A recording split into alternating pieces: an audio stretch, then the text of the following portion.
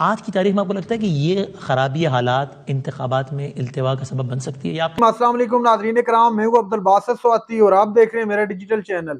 ناظرین کرام، پہلے آپ یہ ویڈیو دیکھیے پھر اس پر ڈیٹیل میں بات کرتے ہیں۔ سر یہ موونگ آن، یہ جو حالات ہیں امن و امان کے اور موسم دونوں، میں اس کانسپریسی تھیوری کو نہیں سپورٹ کر رہا کہ ذرا حالات خراب کیے جائیں تاکہ الیکشن ڈیلے میں نہیں کر رہا، لیکن دو فیکٹس ہیں نا، ایک یہ کہ 8 کو الیکشن کا اعلان ہے، ایک یہ کہ حالات کچھ علاقوں میں تو خراب ہیں، D A Khan being the latest example. آج کی تاریخ میں کل کیا ہوتا ہے نہ آپ کو معلوم ہے نہ مجھے معلوم ہے، کل نہیں، آج کی تاریخ میں آپ کو لگتا ہے کہ یہ خرابی حالات انتخابات میں التوا کا سبب بن سکتی ہے یا آپ کہیں نہیں؟ جب بدنامی صاحب آج کی تاریخ میں تو مجھے کوئی رکاوٹ نظر نہیں آتی، 8 کو ہے۔ مجھے آج کی تاریخ میں کوئی رکاوٹ نظر نہیں آ رہی ہے۔ کل دیکھیں انفورسین چیزوں پہ میں آج اسپیکولیٹو کامنٹ کیوں کروں؟ چیلنج ہے جیسے آپ کہہ رہے ہیں، مطلب آج میں وہاں پر جس حوصلے کے ساتھ وہ سپاہی بات کر رہے تھے اور جو مورائل تھا، اٹ ہیز جالٹڈ می، مجھے تو انہوں نے حیرت زدہ کر دیا، اور اس کے بعد میں اس نتیجے میں مزید پہنچا ہوں کہ اللہ کے فضل سے یہ جنگ ہم جیتے ہوئے ہیں، صرف اس کے وقت کا تعین ہونا باقی ہے کہ کتنے وقت میں جیتنی ہے۔ ہاری ہوئی جنگ کے لوگ دوسری جانب ہیں، اتنی کنوکشن کے ساتھ، اتنی یقین کے ساتھ وہ لوگ جو اصل میں میدان میں گولی کھا رہے ہیں، مار رہے ہیں، ان کا ویو جب میں نے دیکھا، باقی یہ انٹیلیجنشیا میں اور تجزیہ کار کیا کہہ رہے ہیں، کنزرویٹو کیا کہہ رہے ہیں، لبرل کیا کہہ رہے ہیں، میں سمجھتا ہوں یہ ساری گفتگو ارریلیونٹ ہے۔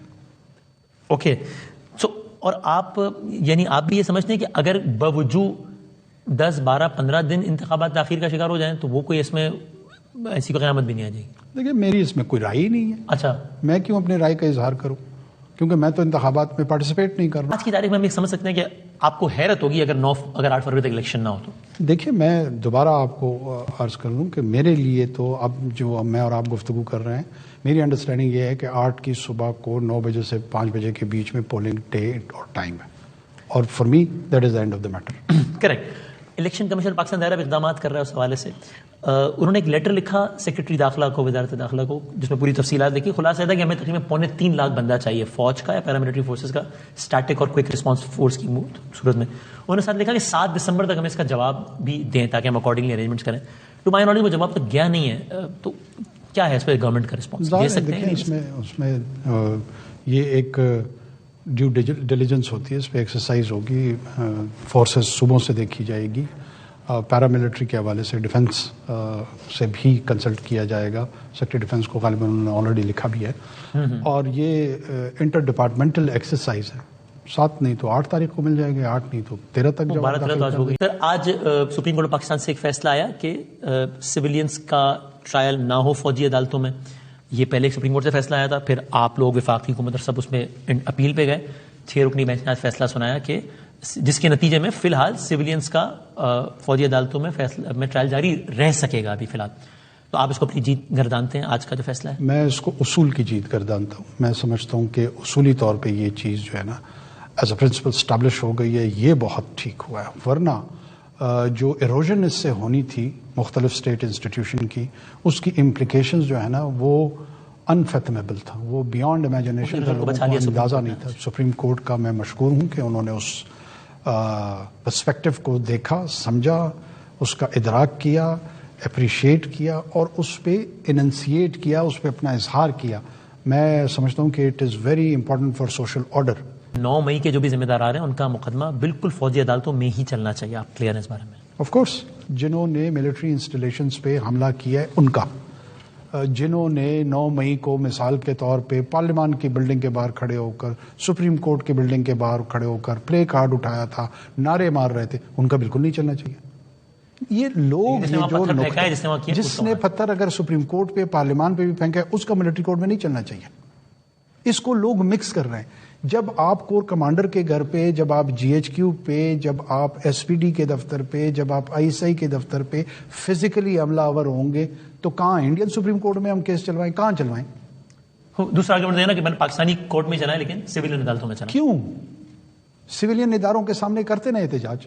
Same goes for the master mind of this attack whoever he is۔ دیکھیے ان کا بھی فوجی عدالت میں چلنا چاہیے۔ فٹ سولجر ہو، ماسٹر مائنڈ ہو، مینیجر ہو، وہ کیٹیگرائزیشن میں انٹرسٹ نہیں، جو بھی اس میں میں پرنسپل میں انٹرسٹڈ ہوں کہ ہونا چاہیے۔ اور سر آپ اس بارے میں بھی کلیئر ہیں کہ یہ اس کے master mind chairman P T I ہیں؟ سابق دیکھیں، چیئرمین؟ یہ میرا کام یا ابھی یہ نہیں کلیئر نہیں ہے اس بارے میں آپ ہے۔ میں کہ پتہ نہیں ایون کون؟ کلیئر بھی ہوں، یہ میرا کام نہیں ہے۔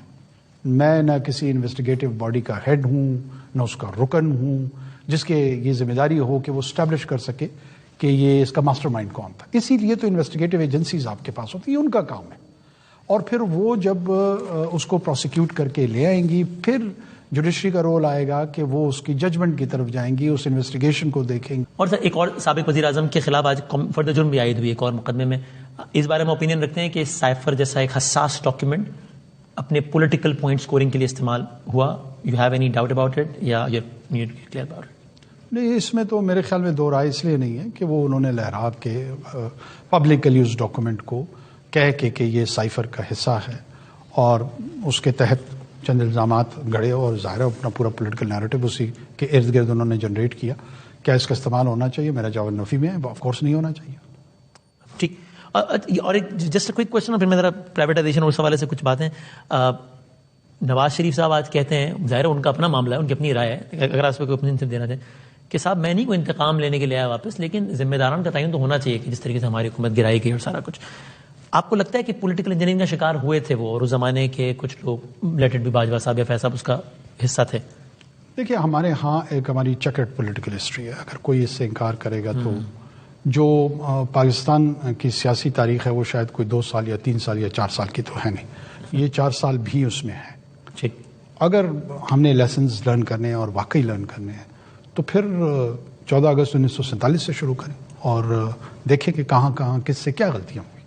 وہ تو نہ ہونے والی بات ہی نہیں ہو جائے گی، چونکہ وہ یہ بھی بہت سارے لوگوں کا ویو ہوگا کہ یہ بھی نہ کرنے والی بات ہے۔ آپ کہنے اگر کرنا ہے تو پھر پہلے دن سے شروع کریں۔ اگر آپ نے لیسن لرن کرنا ہے، اگر آپ نے کورٹ کے تحت جو ہے۔ ناظرین کرام، آپ نے ویڈیو دیکھی، نگران وزیراعظم انوار الحق کاکڑ صاحب کا انٹرویو کر رہے تھے جناب وسیم بادامی صاحب، ان سے سوال کیا گیا الیکشن کے متعلق کہ کیا الیکشن جو آج کی موجودہ ڈیٹ ہے، اس ڈیٹ میں آپ کو کیا لگ رہا ہے؟ کل کی بات وسیم بادامی صاحب نے کہا میں نہیں کرتا، بلکہ آج کی ڈیٹ میں اگر آپ سے پوچھا جائے کہ کیا الیکشن انتخابات اپنے وقت پر ہوں گے، جس پر نگران وزیراعظم صاحب نے دو ٹوک الفاظ میں کہا کہ جی ہاں بالکل، کل کی بات تک میں بھی اسپیکولیٹ نہیں کر سکتا کہ کل کیا ہونا ہے، لیکن ابھی تک جو حالات ہیں، میں جو یہاں پر بیٹھا انٹرویو کو دے رہا ہوں، تو ابھی تک کے حالات میں 8 فروری کو صبح سے پولنگ شروع ہو کر شام تک ختم ہو جائے گی۔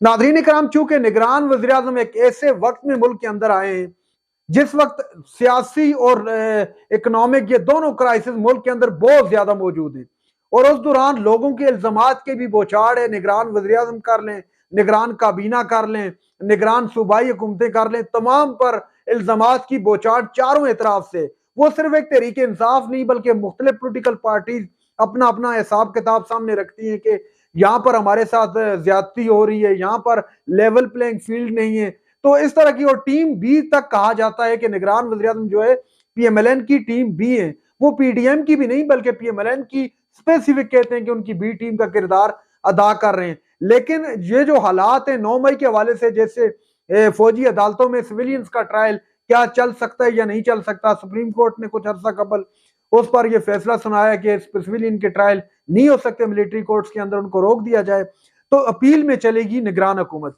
جب نگران حکومت اپیل میں گی تو نیا فیصلہ آیا جی کہ فائنل اس پر تو کچھ نہیں ہو سکتا، لیکن فی الحال جو سویلینز کے ٹرائل ہیں وہ ملٹری کورٹس کے اندر چل سکتے ہیں۔ ابھی دیکھیں آگے کیا ہوتا ہے، سپریم کورٹ اس پر اپنا فائنل ڈیسیجن کیا دیتی ہے، یہ تو دیکھنا ہوگا، اور اس پر ابھی بات کرنا قبل از وقت ہوگا۔ ناظرین اکرام، یہ تھی آج کی ہمارے ویڈیو۔ چینل پر جو نے چینل کو سبسکرائب کر لیں، اگلی ویڈیو تک کے لیے اللہ حافظ۔